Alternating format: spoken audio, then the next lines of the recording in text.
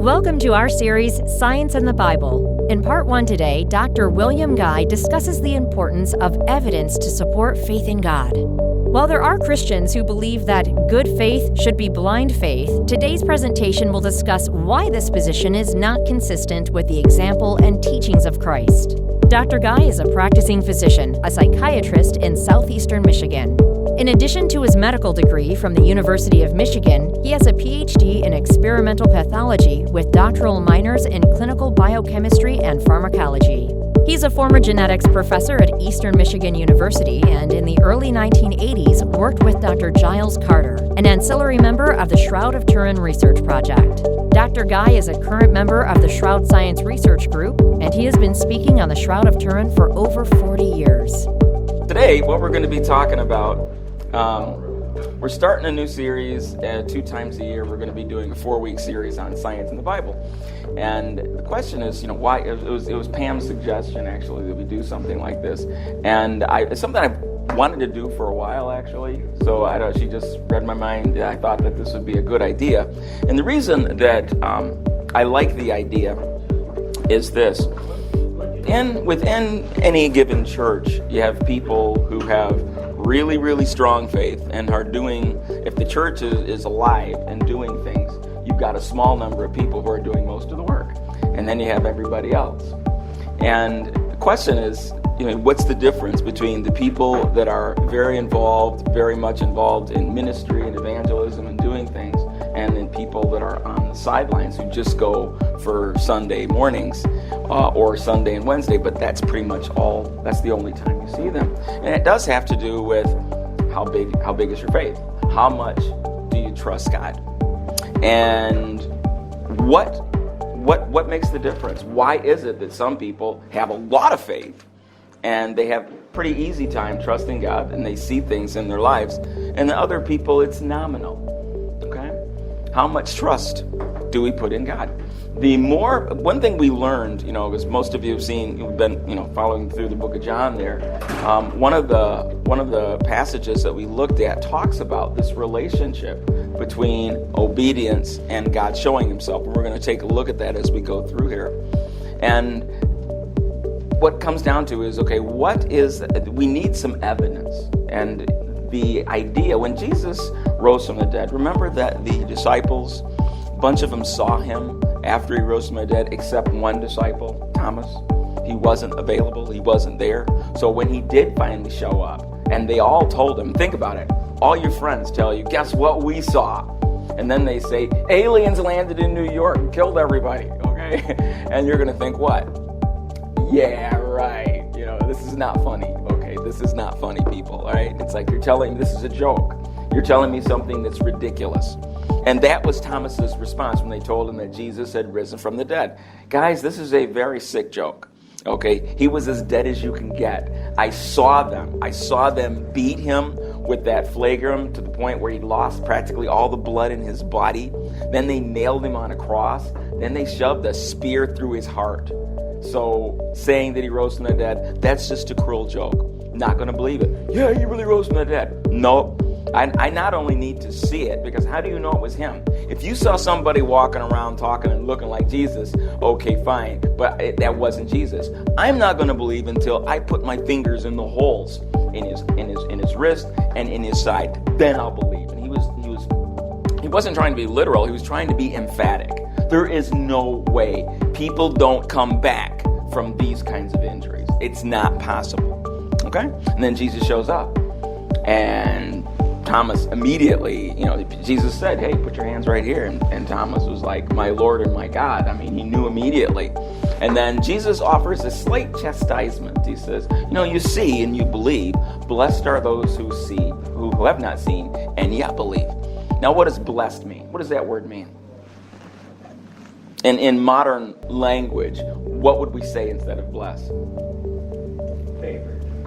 Favored? Okay, yes, that is an appropriate word. Okay, anything else? You could say happy.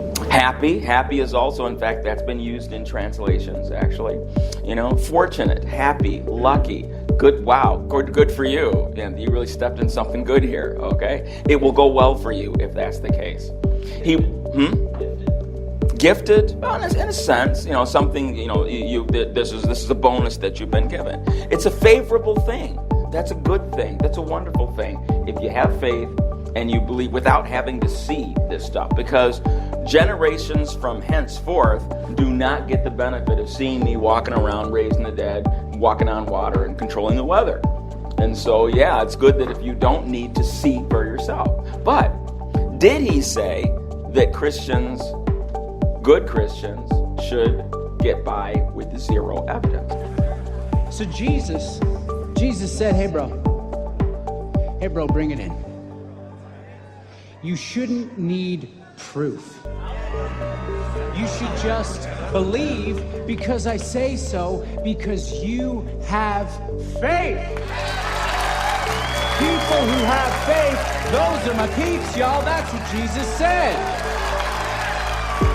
Now, this isn't an actual Christian rally. This is a TV show mocking Christians. All right? And you shouldn't need any proof. You shouldn't need any evidence. Just have faith because I say so. Is that consistent? Was that Jesus' message to people? No. Absolutely not. Anybody that's read the New Testament knows that that's utter nonsense. It's utter nonsense. Just the opposite. Jesus said, look, if you don't believe because of the words I'm saying, believe because of the works I do. Over and over again. So when he was telling Thomas, blessed are those who have not seen, he wasn't saying blessed who haven't seen or heard anything. The evidence, the reason Christianity spread as rapidly as it did in the first century is because Jesus existed in history. You couldn't refute the miracles. Even his worst enemies, the religious leaders, the Pharisees, if you take a look at rabbinical writings, they don't deny his miracles. They say that he had a demon, that he was the worst sorcerer in history. Okay? The miracles that are acknowledged by across cultures, his miracles are acknowledged. Even in Islam, they acknowledge his miracles. Muhammad didn't have any miracles. Okay? Jesus was famous for that. Christianity spread because in 70 AD, when Emperor Titus went through and destroyed Israel and spread the Jews throughout the Roman world, when the Christian evangelists would go from city to city and talk about the miracles of Jesus, there were local Jews in the areas that were around a few years ago when Jesus did his miracles in public, feeding the 5,000, raising the dead, healing people. And so news of him was all over the place. And so it was... The disciples did the same thing. Exactly. Yes, that's a very good point. The disciples also were manifesting miracles similar to Christ. And so that is why this religion spread faster than any religion in history, without violence. Okay, they didn't go with swords and conquer countries and force people to believe or else. It spread by word of mouth because of the evidence. The disciples' miracles, I'm glad you brought that up because that is important. And the miracles of Christ himself. And the resurrection. Resurrection is a very big deal. Paul said, if Christ did not resurrect, then we are the most pitiable people on earth. I mean, that's just sad. He's just saying, you know what? If he didn't raise from the dead, y'all are just sad. You are the saddest people around, hanging your faith on some dead guy, and you get nothing for it. You get nothing for it. All right? Now, the world, if you take a look at the media and so forth, automatically assumes that there's no basis behind it, that there is no evidence to support this, that one religion is just as good as another. And because nobody can know, and there's no evidence for any of it, just do what you want. Just don't restrict yourself. Why should you restrict yourself from anything because of a religion? It's all bull. It's all fake. So do what you want. You can adopt whatever religious philosophy you want, but don't try to push it on anybody because none of you can be sure. You just can't be sure. Now, John 14:11, this is the Weiss translation, says, be believing me that I am in the Father and that the Father is in me. Okay, this is huge. You're talking to a Jewish audience. Believe I am in the Father and the Father is in me. I and the Father are one. Ego keho pater and esmen. He said that a lot. Did he say that more than once? Yes, he said it more than once, over and over again. This is utter and complete blasphemy. You're literally putting yourself on the same level as Father God. Now, when people criticize the Father for sending his Son to die, all right? I mean, I've heard some pretty heavy criticisms like, well, what kind of a Christianity? Christianity is horrible. You have God sacrificing his Son. I mean, when you sacrifice somebody else, that's just bad. That's just morally corrupt. What they don't understand is that the Bible talks about things on a spiritual level, and things in the spiritual realm are very different than they are in the physical realm. We don't have the ability to flow in and out of each other. Okay, we just don't have that capacity. You do there. That is biblically repeated on multiple bases. People have near-death experience. They describe this all the time. The Father and Son are one. And so when Jesus died on the cross, the Father felt the pain. So it wasn't this, he didn't create a peon to crucify on the cross, to do all the suffering. The Father experienced the suffering as well. Okay? Yes. That's an intimate part of yourself. Exactly. But it says, be believing that I am in the Father and the Father is in me. But if not, if you don't believe what I'm saying, because of the works themselves be believing. And again, he didn't say this once. He said it over and over. He said it not just to the disciples. He said it to the masses. If you don't believe the words that I'm telling you, if your heart is not telling you this is true, look at what I'm doing. Hello. Does anybody else do this stuff? Anybody else cast out demons? Does anybody else cure the blind and the deaf and the lame? Okay. Hello. Are there any other candidates for my job here? Because let me know if there are. Believe because of the works I'm doing. Every time he said that, he's saying, check out the evidence. Are you stupid? Check out the evidence. Look at what I'm doing. And when he condemns certain cities, he says, look, if the miracles that I've done, if they'd been done in Sodom and Gomorrah, they would have repented in sackcloth and ashes. Okay? I know, I'm God. Okay? I know. If these miracles have been done in Sodom and Gomorrah, they would have turned their butts around. But you know what? You are seeing all this stuff, and because you see this stuff, and you still have hardened hearts, on the day of judgment, it will be more tolerable for Sodom and Gomorrah than for you. Hell is not the same for everybody. Some people are going to experience a much more painful fate. And having seen this evidence and rejected it, you guys are in very serious trouble. All right? So what that does is that tells us that, God takes this word evidence very seriously. Now, we use words like proof. I try to stay away from words like that because they're so conclusive that, it becomes almost nonsense. I mean, proof, how do I know that you people are really here? I have to depend on my senses. But is that really proof? And you get into all this crazy physics stuff. And the bottom line is that evidence is what, how strong is the evidence? How much evidence do you need before you act on it? But when I go to work on Monday, do I have proof that my job is still there? Do I have proof that the building didn't burn down in the night? No, I don't have absolute proof. I have enough evidence based on my history, based on what I'm used to, that I go. Okay, how much evidence do you need before you act on something? And what Jesus is saying is, I am giving you sufficient evidence to act. Okay? I want you to put your trust in me that I am who I claim to be. Put a little trust in me and I'll reward you. But I need you to take some initial steps rather than just immediately accuse me of having a demon, which is what the Pharisees were doing to him. John 14:21, he who has my commandments and habitually keeps them, that one is he who is loving me with a divine and self-sacrificial love. Obviously, this is the Weiss translation, because Weiss brings out your Greek words in the fullest English meanings. And so whenever you see the word agape, whenever the word agape is used, he translates it as a divine and self-sacrificial love to separate it from the three other forms of love. Okay? And he who is loving me thus shall be loved with this same kind of love by my Father, and I shall love him with the divine and self-sacrificial love, and I shall disclose myself to him. Now, this is really important because it's one of those deals. I look for that whenever I'm reading the Bible. I'm looking for deals. Deals are if-then statements. If you do this, then this is how God is going to respond to you. If you bless your enemies, if you don't curse them and bless your enemies, then God will bless you. You will get a blessing and be a blessing. Life will go actually better for you. If you follow me, if you do what I say, I will disclose myself to you. What does that mean? I will disclose myself. I will give you more evidence of my reality. Okay. Now, if you follow this thoroughly and you look at other passages, which we're not gonna study that, but I'll just tell you right now, by disclose, that means that your prayers start getting answered. Synchronicities start occurring. Okay, and you're going to notice that synchronicities are when you're in need, the right thing happens at the right time to provide for you, and you start seeing God at work in your life. And see, that's the difference between people with little faith and big faith. People with little faith, typically, as a psychiatrist, I see, a lot of people, probably about maybe 20 to 25% of my patients are Christians. And when they're struggling with lots of anxiety and difficulties, one of the things that habitually that we have to work on is this.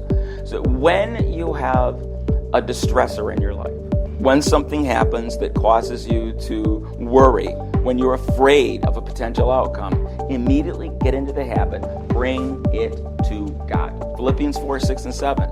Don't worry about anything, but in all things, by prayer and supplication, with thanksgiving, let your requests be made known to God. Then you get the peace of God. It seems very simple, doesn't it? No matter how many times you say it, some people don't get it. I'm amazed. I'm utterly amazed at how many times I have to repeat this because people fail to employ it. It's like, I know it takes a while. I mean, it took me a while to make it a habit, but you have to start somewhere. When you're feeling distressed, immediately say, okay, what is it? What am I afraid of? Because usually it's not the thing that's bothering you, it's your fear of what's going to happen next. Oh, my boss gave me a mad look. That means he's thinking about firing me. If he fires me, I'm going to lose my house and nobody will respect me, and I'm going to. That's what you're afraid of. So what do? You bring it to the Lord. Lord, I pray that I not lose my job, and if I do lose my job, I pray that all these bad things not happen. That's what you do. Yeah. Paul said in 2 Corinthians, I went through all this kinds of trouble so that I have a reliance on God that He does answer my prayer. That is exactly right. And see, what Paul did is he summarized that whole process. When you go through trouble and you bring it to God and you exercise obedience. Now, the main law, because Jesus, when he talked about this, when he provided this deal, he gave one commandment here to make sure it's just distress. Jesus gave a few commandments. I mean, if somebody's poor in their walk with the Lord, I'm saying, look, don't have to read the whole Bible. Don't have to start from Genesis to Revelation. If you're serious about being a follower of Christ, just start with the Gospels. What did Jesus say? Follow his commands and work from there. I'm not saying ignore the rest of the Bible, but if you want to seriously start on your walk with God, start with the Gospels. And when Jesus gives a command, follow it. Make an effort. If you make an effort, you don't have to be perfect because nobody is. This is going to be hard. You have, our brains, God created us in a very interesting way. We have 3 different brains in our head plus a soul. So there are 4 people fighting inside. I mean, when you make choices, 4 individuals come to a conclusion here. You got your spirit, you've got your lizard brain, you've got your emotional brain, and you've got your rational brain. And they're working together to be you. All right? And so your lizard brain and your emotional brain are going to be telling you, go this way, do this.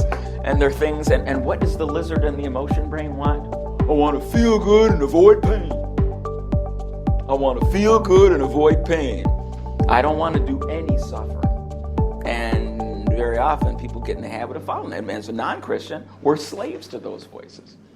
Yeah. When you say disclose yourself to Him, isn't that giving the Holy Spirit? No, it's part of it. That's part of it. But disclose means to like when you reveal something. You will see me more and more. You will see, because I'm here all the time, but you're going to start actually seeing me. Because the Lord is with every Christian. He's with us. He's inside of us. He's influencing our lives, but we don't see it. As we obey Him, we see stuff. We see Him doing stuff to us, okay? He starts providing for us, and we see that reality. The Holy Spirit is inside every single believer, okay? But in terms of seeing God at work in our lives, the more you bring that stuff to Him, and the more you see God helping you, being involved in your life, the more you start to love Him, because if you're honest, you don't deserve it. None of us do.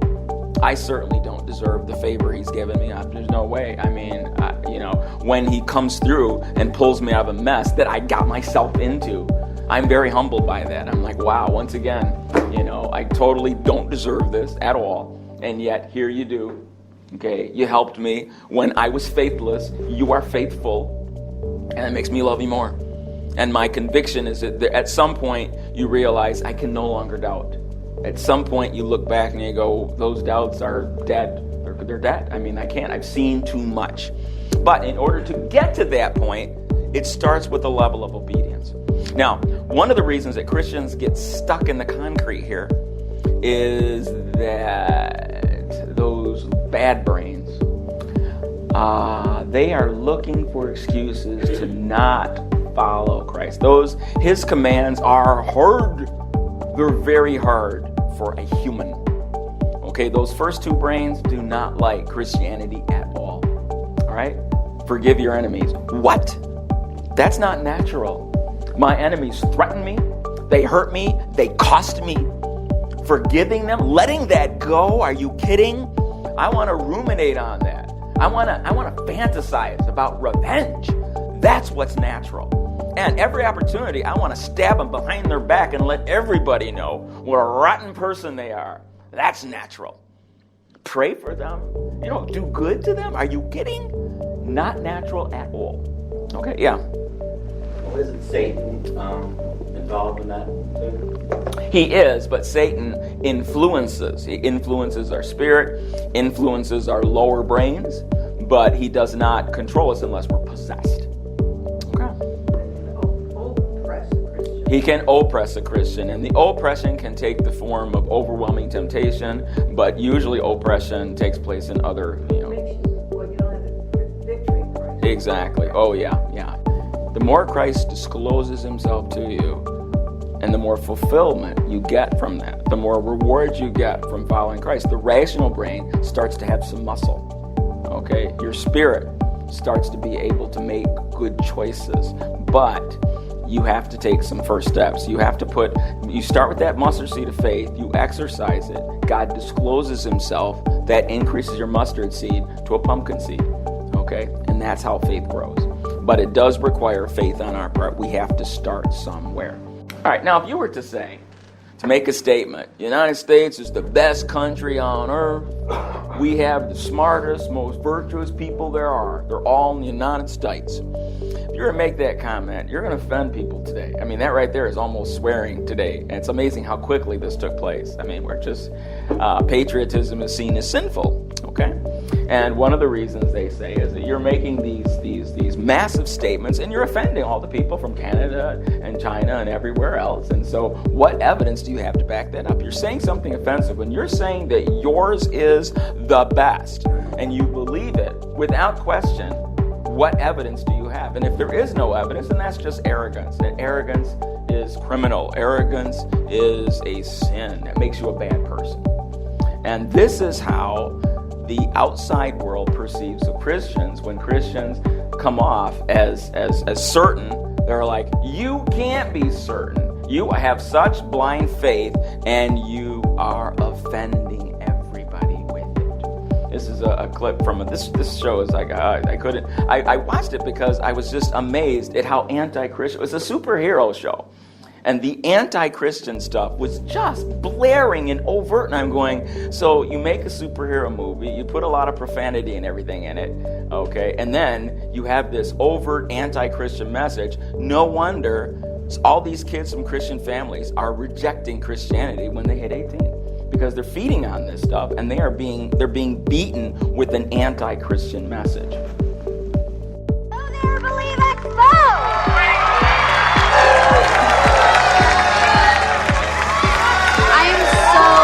Honored to be here tonight.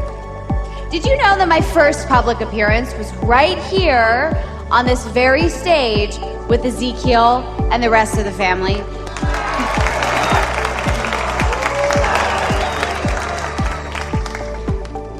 Today, I wanted to share with you how I accepted Christ as my personal Savior.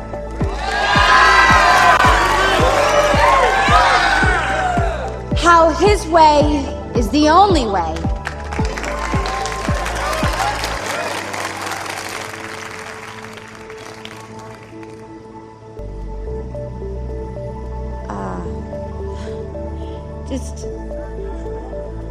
Just please stop the music. Please stop.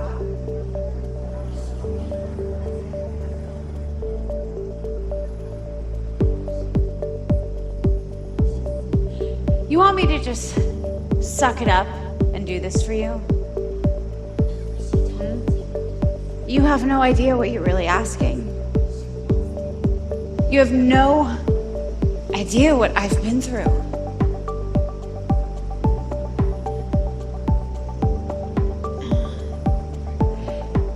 Every single word that I say up here, I'm reading from a script. I didn't write any of these words. I don't even know if I believe in them. I believe in God. I love God so much, but honestly, it's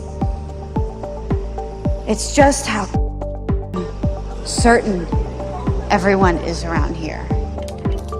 Tickets start at what, $170 so that these people can tell you how to get into heaven? How do they know? How does anybody know? When the Bible was written, life expectancy was 30 years old. I mean, I'm not so sure you're supposed to take it literally. It also says that it's a sin to eat shrimp. What, if you're gay or if you're Gandhi, you're going to hell? I mean, and if you have sex before marriage, that's not immoral. That's human. Here's the truth. Anyone who tells you they know the answers is lying.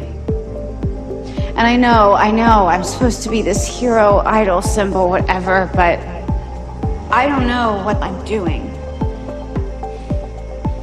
I'm just as scared and confused as the rest of you. I'm done pretending. Thank you.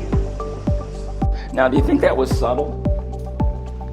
I find that subtle. Think about it. This is aimed at, and people wonder why such a small percentage of children raised in churches, once they get 18 to 20 to 21 years old, they are out there. I mean, really out there. Let me tell you, it's very difficult. I see this all the time.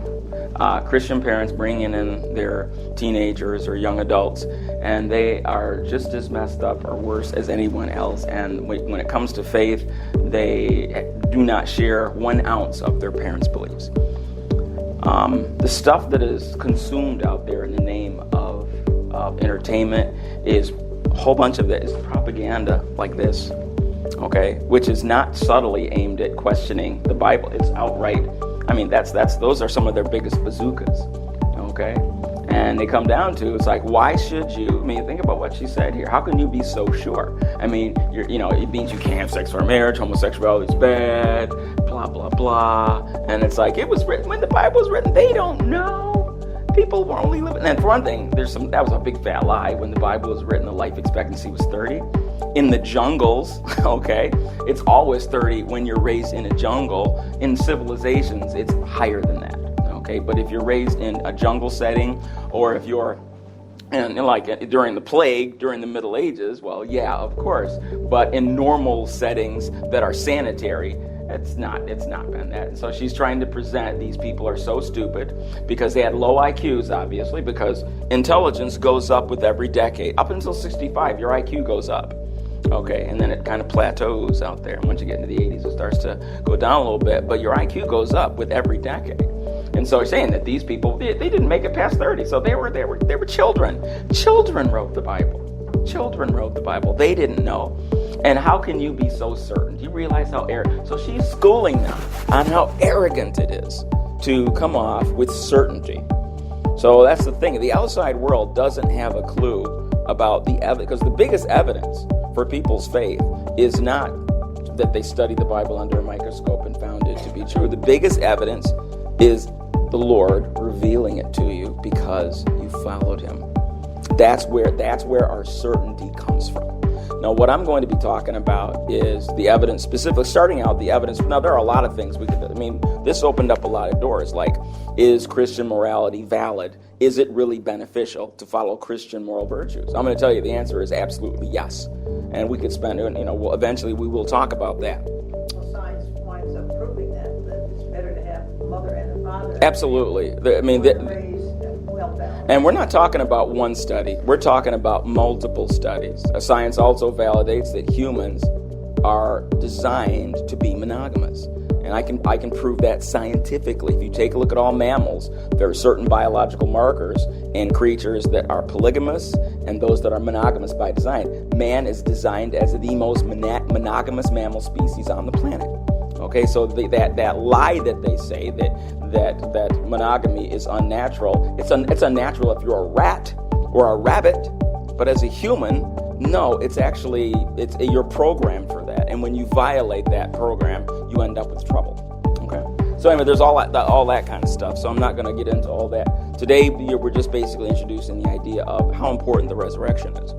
Okay, as Paul said, if the resurrection didn't happen, then everything we stand for is nonsense. Okay, because that's what started it off. That is what initiated the Christian explosion. It was evidence that God provided.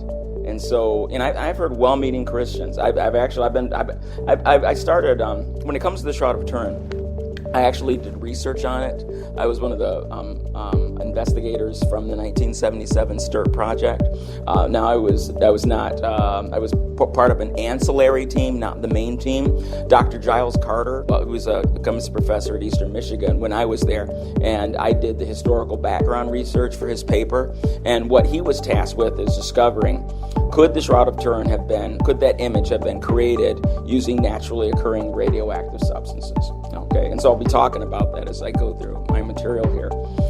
So I'm one of the few people that are still alive that actually worked on that. Most of my colleagues are now gone. Carter's been dead for a while now. But that was a very fascinating project.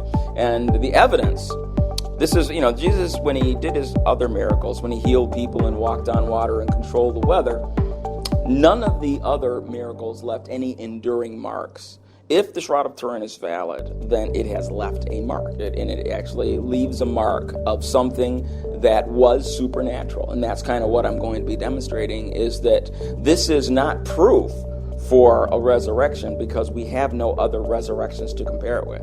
However, what it does is that it validates and provides overwhelming evidence that the cloth is authentic, but more than that image got onto the cloth by a mechanism that cannot be replicated. With 21st century science, that image cannot be replicated. Right? And the method by which it got on remains a mystery. So what we're talking about is some form of process that is beyond nature. And by definition, if it's beyond nature, it falls into the realm of supernatural. Okay, so that's kind of what we have to work with. So what we'll first be discussing is, okay, is the image on this cloth consistent with a first century date, and does the body in the cloth depict somebody in the condition that the Bible says Jesus' body was in?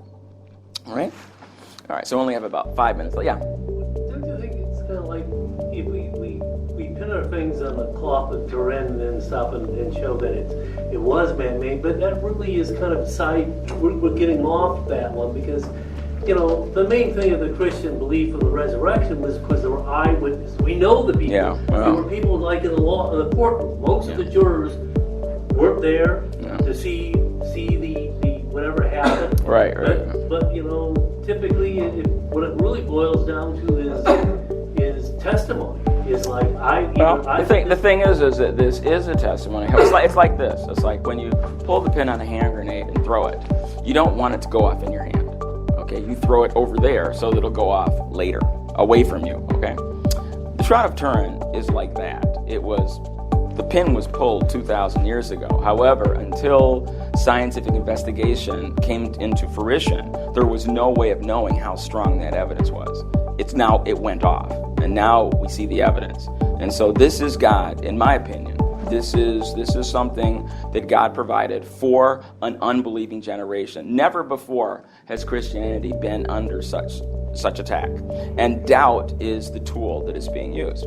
See, the thing is that Christianity, if you take a look at what God says for us, how to live our lives, it is increasingly the opposite of what the world is saying. It's that's the word for it. It is completely countercultural. If you go back to the United States, and I grew up in I was born in the 50s, but I went to school in the early 60s, and in the early 70s. And the culture wasn't that far from, it wasn't perfect, but the general values of what I heard in school and what was in the media and so forth wasn't that far away from Christian values. There was a lot of agreement with Christian moral values. That has changed. In my lifetime, I've seen that do a 180. It's done a 180, okay? So we live in a very exciting but dark time. Now, what we have here is, here's the thing, is that when you become a Christian, especially when you're a young Christian, and you are tempted with one of these things that the Bible says no, but the culture says yes, there is that voice, and that's the voice of Satan, okay? And it's the voice of your flesh, and that voice says, why are you denying yourself? Are you sure? Are you sure that Jesus is who he said he was? Are you sure he's the only way? Just like in the Garden of Eden. Exactly. Yes. Yeah, it is the same tactic. It is exactly the same tactic. And it's effective. I know it's effective because it's worked on me. Okay? It's worked on me. All right, why deny yourself? You don't even know if this is real. Nobody else is. You're the only one. What a weirdo. There's nothing wrong with this. You have, with today's generation, they can say, from the time you were in kindergarten, you have been programmed to know that this is natural. That you've been programmed to believe that all sexual expression is normal and natural. You've been programmed to believe that basically you are the God of your destiny, and whatever you want, nothing is wrong. You can't want anything that's wrong if you desire it. That's normal. It's natural. And the people that you hate, well, you're supposed to. Look at what they did. And so basically, you have these voices inside that say, why should you even try? Intellectually, if you can't be sure of this, then there's no point in struggling. You are denying yourself for no reason at all. So why do it?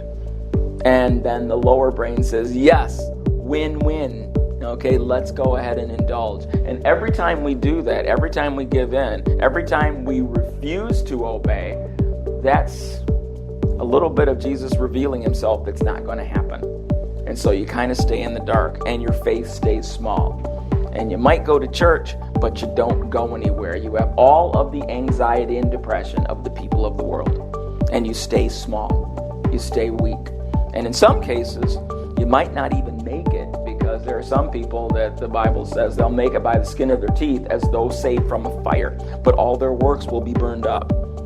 Okay, and then some people that are fooling themselves, as it says over there in 1 John, that they say, if they didn't follow me, I'm going to say I never knew you, and so they're going to be dealing with some very serious things. And so this intellectual question is very important. Do you have enough evidence to take those steps to be obedient? Do you have ammunition against those voices of doubt? That's why apologetics is important. Now, not everybody needs it. I mean, seriously, there are some people, and I'm still trying to get my head around. I have my theories as a psychiatrist. Like, why is it that some people have astounding faith, and they're not scientists in any way, shape, or form? They have no science background, and yet their faith is rock solid. They achieve incredible things without any of this. They had some faith. They exercised the little faith they had. They are rewarded with more disclosure. They had more faith and more faith, and that's how they become giants. Okay? But others of us, I think some of us come from backgrounds, like, for example, in my family, I had two sets of grandparents. My great-grandparents were both pastors, and so their children had issues with Christianity. And so when I came along, I grew up in an anti-Christian environment. All right? My grandfather and father both had a chip on their shoulder, very anti-Christian, and both of them used the same tactic as, it's all about money. And so they would even watch, my grandparents, they would actually watch or listen to Christian radio on Sunday morning, and then my grandfather would critique it. And as soon as they would ask for money, go, there you go, it's all fake, it's all about money. My father, the same thing, it's all about money, it's all secondary gain, none of it's real. And so I grew up with that, and that was my attitude. And so when I would hear people, as soon as they asked for money, even after I became a Christian, I became very cynical myself. And so that had to overcome that. It's like, is this real, or is this being sold for secondary gain issues? Well, sometimes it is. It is. Unfortunately, that is the case. Yeah. No, but when you're young, it's difficult. They see the thing is that these voices of doubt need to be dealt with. They need to be dealt with. And that's why not everybody needs to see the evidence. I would say that the minority, but some people, once they get it, they are catapulted, and it changes everything. They don't have to go back and keep reminding themselves, because once you have enough evidence to start obeying, then the Word of God becomes alive. And to your point, you're absolutely right, is that, look, part of obedience is reading Scripture. If you ignore that, you're not going very far. No, you're not going to grow. So that is so important. That is absolutely important. They've got to do that. You guys, I think, all do, but that's the difference between Christians that are going somewhere and they're not. Not only do you read it, you employ what you're doing, and the more you obey what you're reading, the stronger the evidence becomes for you. And that's right. But some people, they need that leg up. They need to come to, because the voices in their head. I needed it. I remember when I went to college, I was just blown away by all the anti-Christian stuff. And this was back in the 70s. And I was just blown away. My faith took a big hit when I took a Bible as literature class in my freshman year. And they just destroyed, in my opinion, I think it was fixable. They just went through and just utterly destroyed my trust in the Bible. They did this and that. And I remember crying to God, saying, I can't reconcile my head and my heart. In my heart, I've seen you work in my life. But what I'm hearing is absolutely, I can't keep going with this schism. And it was shortly after that I was introduced to apologetics, and that changed everything. It was like it didn't take a month before that all my questions were answered, and I could move on. And that's what got things going. But I needed to have those questions answered. They have to, because if the world's going to put those questions out there, and we need to have an answer.